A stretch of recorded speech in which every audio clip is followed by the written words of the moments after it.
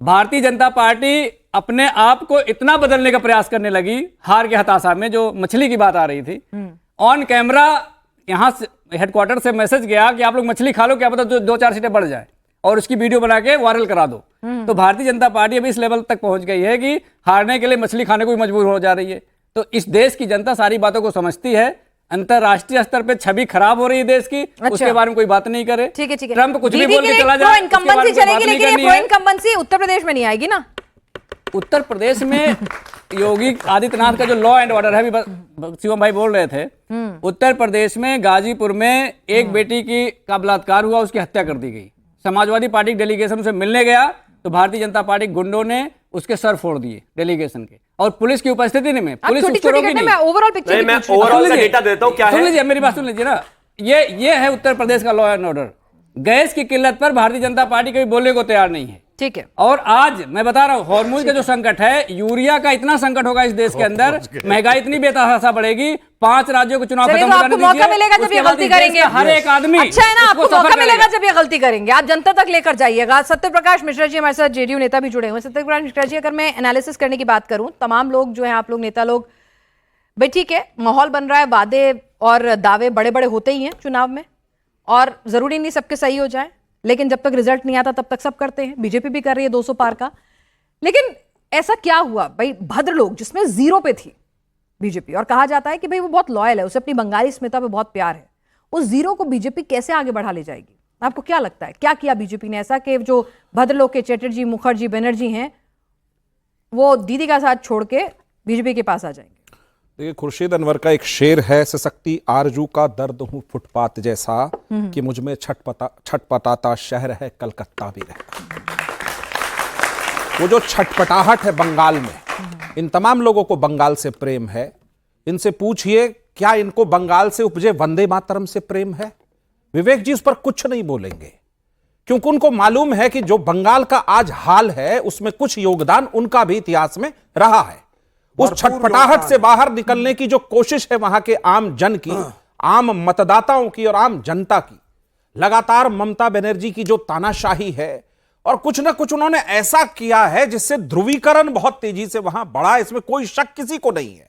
लेकिन मैं तो उस वीडियो को भी देखता हूं जहां अल्पसंख्यक समाज के लोग कह रहे हैं कि इस बार बंगाल के कन-कन में कमल खिलेगा, और जब कमल खिलेगा तो फिर जनता वहां जो तय करके आएगी उसी की सरकार बनेगी।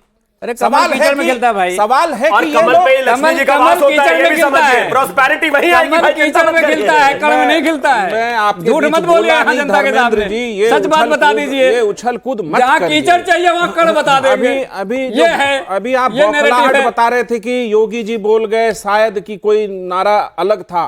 जरा बोलते, यही तो बंगाल है, यही तो बंगाल का अपमान है। ये क्या है यार, जिसको ये नहीं पता कौन बोला है। अभी आ रहा था उसी कदम पर कि जरा देखते कि ममता बनर्जी ने बिस्मिल की शेर को किसी पंजाब का शायर का बता दिया कि सरफरोशी की तमन्ना आज हमारे दिल में है, और देखना है जोर कितना बाजुए का दिल में है। तो उस समय नहीं दिखा, बोलते बोलते बोल गए जय जिनेंद्र। ये कौन सा नारा है? उनकी बौखलाहट तो हर मंच पे दिख रही है। और खेला जो आप लोग कर रहे थे ना, इस बार चुनाव आयोग ने मुस्तैदी से फ्री और फेयर इलेक्शन कराने का ठान लिया। एक चिंता का विषय है, कौन जीतेगा कौन हारेगा ये तो चुनाव के बाद पता चलेगा। पहले ही पता लग गया। चिंता का विषय क्या है कि एक सिटिंग विधायक पर हमला करना, वो कहाँ जायज विषय था? क्यों ऐसा नहीं? रुकिए, बिहार में भी चुनाव हुआ है, एक मिनट सुनिए ना, बिहार में भी चुनाव हुआ है, चुनाव के दिन कोई हिंसा नहीं हुई, और बंगाल में हिंसा जारी है। वालों का खेल खत्म हो गया। विवेक जी जरा मुझे ये समझा दीजिए। जी सर, आपके पास भी आऊंगी। विवेक जी ने समझा दीजिए कि अब की बार हम जो आपको बता रहे हैं तस्वीरें, पहले भद्रलोक के बीच में जाते थे, ठीक है, वो सुनते थे बीजेपी को, लेकिन उनकी लॉयल्टी बंगाली अस्मिता दीदी के साथ रहती थी, नाराजगी रहती थी लेकिन फिर भी रहती थी।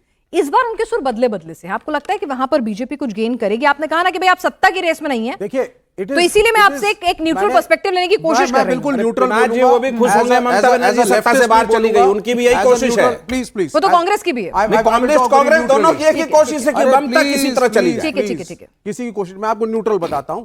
हर राज्य का अपना एक कल्चर है। जब ये मुल्क आजाद हुआ था और राज्य हमने बनाने थे, तो हमारे पास 2 विकल्प थे।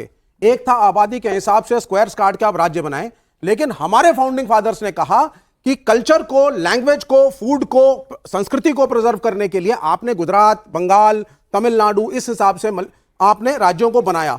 तो हर राज्य का अपना कल्चर है, खान पीन है, अपने तरीके से पूजा उसमें पाठ किसी है, को आपत्ति संस्कृति कहाँ है। है? Please keep quiet. तो बीजेपी keep जो quiet है, है, उसमें आपत्ति कहाँ है? बीजेपी किसी का को? ये आपको ऑब्जेक्शन आपत्ति है, होती है? Please keep quiet. आपको बीजेपी का ये आपत्ति होती ऑब्जेक्शन है, है। आप तो आप जाके पाकिस्तान को माछर पानी जल खाइए, देने पहले वाले आप लोग जाके हैं ना। माछर जल खाइए, फिर मुझसे बात सर, करिए। रुकिए ना। कैसे बने हमें पता है सर, आप बताइए ना। भद्र लोग में क्या बीजेपी सेंधमारी करने में कामयाब होती दिख रही है आपको? सुनिए मैडम, आरएसएस और बीजेपी चाहते थे कि हर राज्य के वो अंदर जो चाहते थे कामयाब हुए कि नहीं, मैं ये पूछ रही आई हूँ। Am coming to Bhadralok. हाँ, भद्रलोक ये नहीं चाहता। अच्छा। बंगाल का भद्रलोक, इन्होंने वंदे मातरम कहा, Rabindranath Tagore is the son of Bengal.